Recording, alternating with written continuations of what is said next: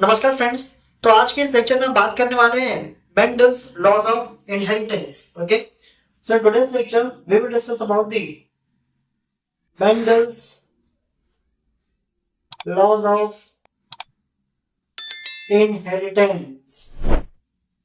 आपको याद होगा इसके पहले के लेक्चर में हमने जितनी भी जेनेटिक टर्मिनोलॉजीज थी ना उसको हमने फिनिश कर दिया था। ओके, तो ये हमारा नेक्स्ट टॉपिक है Mendel's laws of inheritance. Okay, अब देखो दोस्तों, यहाँ पे टोटल 3 लॉज है। So there are total 3 laws of Mendel.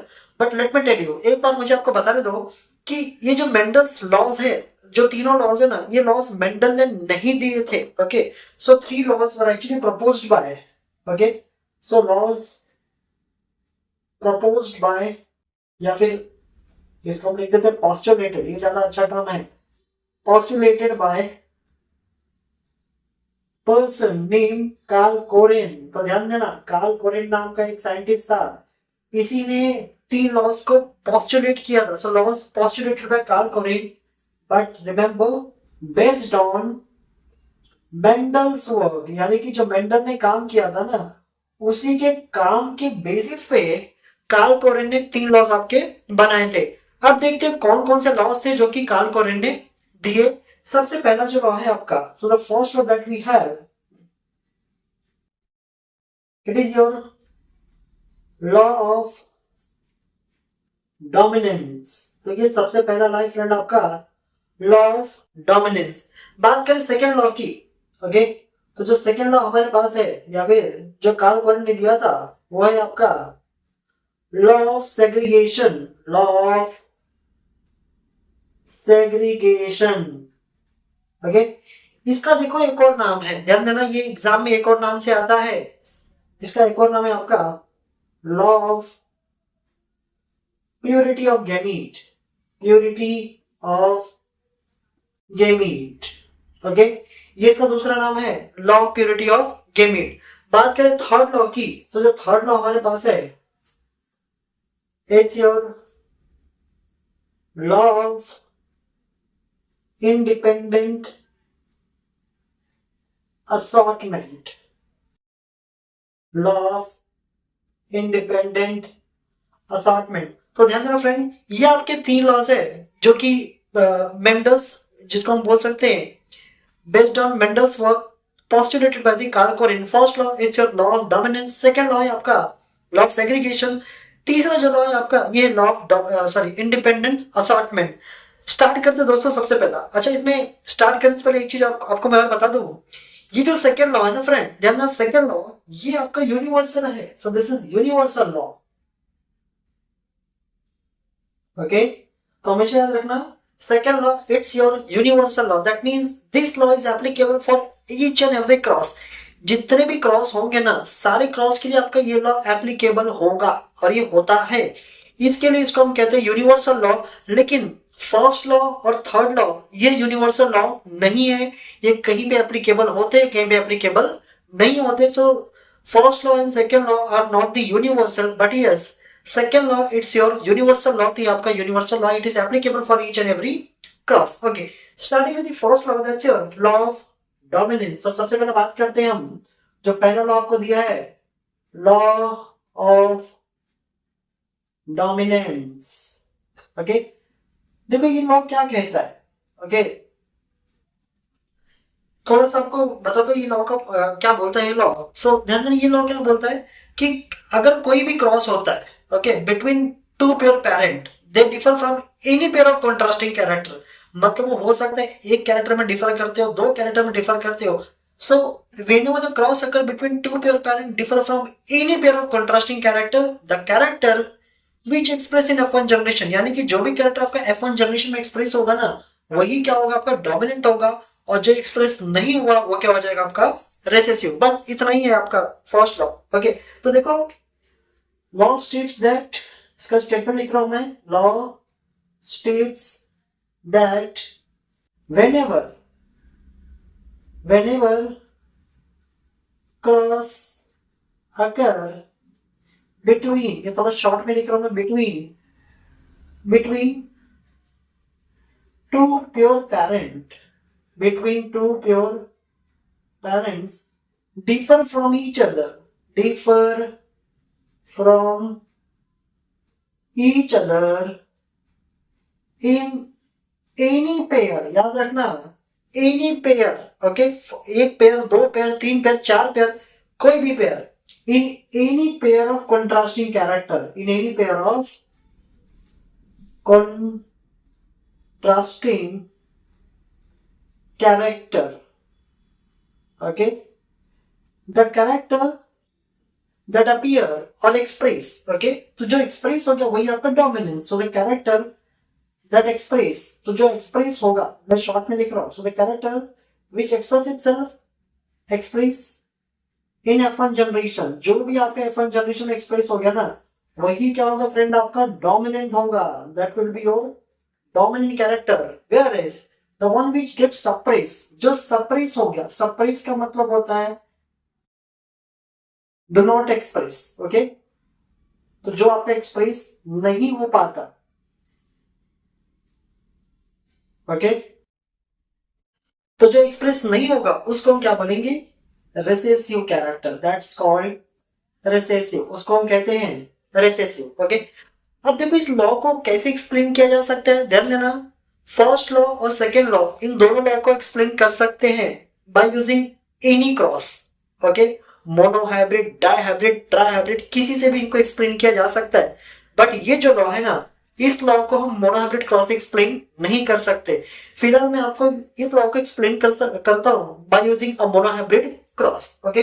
अब देखो मोनोहाइब्रिड क्रॉस, ये आपको बाद में बताऊंगा, थोड़ा डिटेल में बात करेंगे क्या होता है। फिलहाल देखो इसको किस तरह से एक्सप्लेन किया जा सकता है, so can be explained as I said by using a monohybrid cross, okay. तो यहाँ पे देखो मैं एक मोनोहाइब्रिड क्रॉस परफॉर्म कर रहा हूँ, so this is a parental generation, ये है पेरेंट, ओके। अब देखो ये जो फर्स्ट पेरेंट आपको दिख रहा है, this one is pure dominant, जबकि ये क्या आपका प्योर रेसेसिव। ध्यान से देखो स्टेटमेंट में क्या लिखा है, law states that whenever cross occur between two pure parent, तो दोनों ही पेरेंट्स प्योर होने चाहिए, ये भी प्योर है, ये भी प्योर है, ये क्या आपका pure toll, this one is pure tall, this one is pure dog, okay. तो यहाँ पे दोनों ही पेरेंट्स क्या आपके प्योर है, एक प्योर डोमिनेंट कंडीशन में, दूसरा आपका प्योर रेसेसिव कंडीशन में आपको देखने मिलेगा। अब देखो क्योंकि दोनों ही प्योर है, so they will produce only one type of gamete, so from here you will be having only one type of gamete, that is capital T. यहां से आपको मिल जाएगा बच्चों स्मॉल टी, यहां से आपको मिल जाएगा स्मॉल टी। तो ये जो दिख रहे हैं ना, दीज आर दी गैमेट्स, ये क्या है आपका गैमेट्स, ओके। अब होगा नेक्स्ट फर्टिलाइजेशन, ओके। तो यहाँ पे जब फर्टिलाइजेशन होगा तो ये जो नेक्स्ट जनरेशन आएगा आपका, यही आपका F1 जनरेशन है, so this one is your F1 generation. अब देखो जो F1 जनरेशन यहाँ पे आया है तो आपको क्लियरली दिख रहा है there is one capital T and one small T. अब जो कैपिटल टी है ना, बेसिकली आपका डोमिनेंट एलील है, आपका डोमिनेंट है, मैंने आपको पहले लेक्चर में बताया है। तो क्योंकि डोमिनेंट एलील है ना, so this will not allow this small T to express, ये स्मॉल टी यहाँ पे एक्सप्रेस होगा नहीं, तो एक्सप्रेस कौन होगा आपका कैपिटल टी, और कैपिटल टी का मतलब टॉल, इसका मतलब जो F1 जनरेशन है this is going to be tall, तो ये हो गया आपका टॉल। डेफिनेटली आपका प्योर टॉल नहीं है, हाइब्रिड टॉल है, लेकिन एक्सप्रेशन क्या हुआ है, एक्सप्रेस क्या हुआ है आपका इन दोनों में से, तो यही एक्सप्रेस हुआ है। तो ये जो है ना दिस बिकम्स योर डोमिनेंट, यही क्या हो गया आपका डोमिनेंट, जबकि दिस बिकम्स योर रिसेसिव, तो ये हो गया आपका रिसेसिव। समझ में आया, यही आपका first law, that's a law of dominance. अब आप चाहो तो इसके आगे भी जा सकते हो। खैर हम बात करते हैं सेकंड लॉ की, तो जो सेकंड लॉ आपका इससे law of segregation.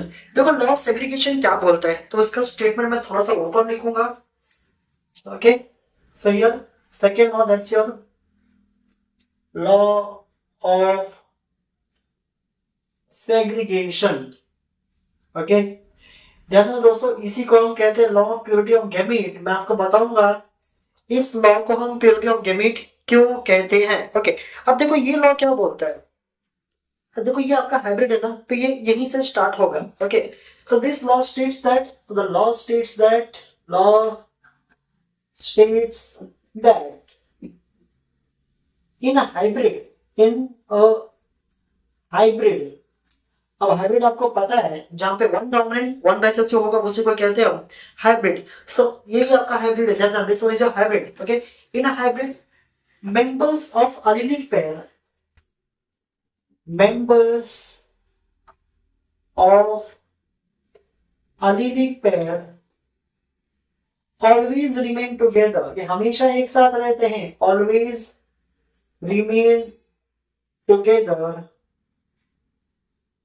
without mixing with each other, ये mix नहीं होते, without mixing with each other। Okay, ये कभी भी मिक्स होने वाले नहीं है। But during the gamete formation, जब भी बात गैमेट बनाने की आएगी ना, देखो यहां पे क्या होगा। Okay, but during the gamete formation, during the gamete formation, जब भी गैमेट बनेगा उस दौरान क्या होगा, both the alleles will get separate from each other, दोनों alleles क्या होंगे, एक दूसरे से अलग हो जाएंगे। Okay, during gamete formation both allele separate from each other,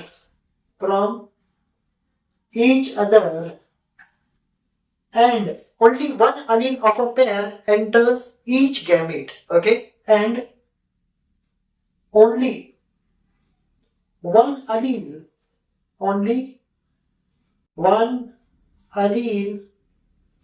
of a pair enters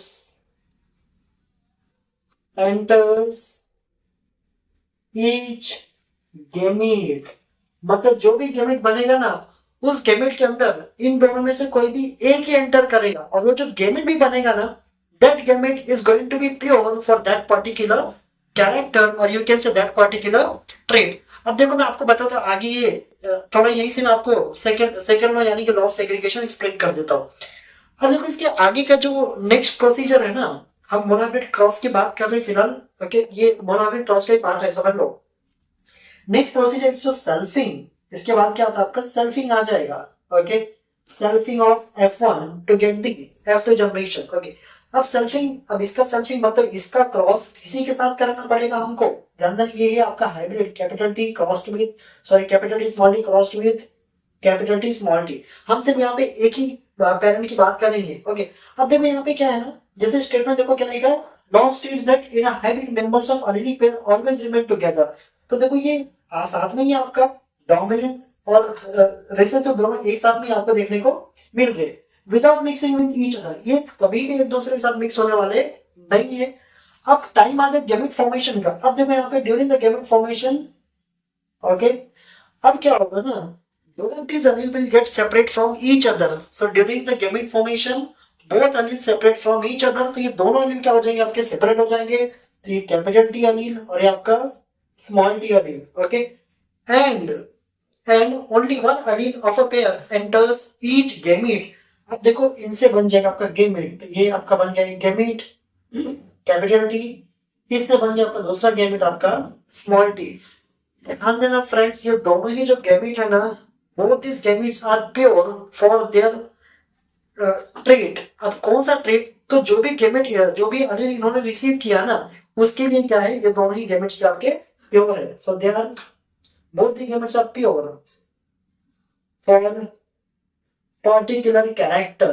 तो जिस कैरेक्टर का इनके पास allele है ना, उसके लिए ये दोनों ही गैमेट्स क्या एकदम प्योर होते हैं। मतलब ये कैपिटल T जिसके बॉडी में जाएगा ये हमेशा टॉल को ही एक्सप्रेस करेगा, ये स्मॉल t जिसके बॉडी में जाएगा ये हमेशा डॉफनेस को ही क्या करेगा, एक्सप्रेस करेगा। ऐसा नहीं है कि कैपिटल T कुछ साल या फिर कुछ महीनों तक, कुछ हफ्तों तक स्मॉल t के साथ रह के आया तो वो भी रिसेसिव हो गया, और ऐसा भी नहीं हो सकता कि स्मॉल t कुछ हफ्तों तक कैपिटल T के साथ रह के आया तो अपने आप को डोमिनेंट समझेगा, ऐसा कुछ होने वाला नहीं है। इसीलिए इस लॉ का दूसरा नाम क्या आपका, law of purity of gamete. That means this gamete always maintains their purity.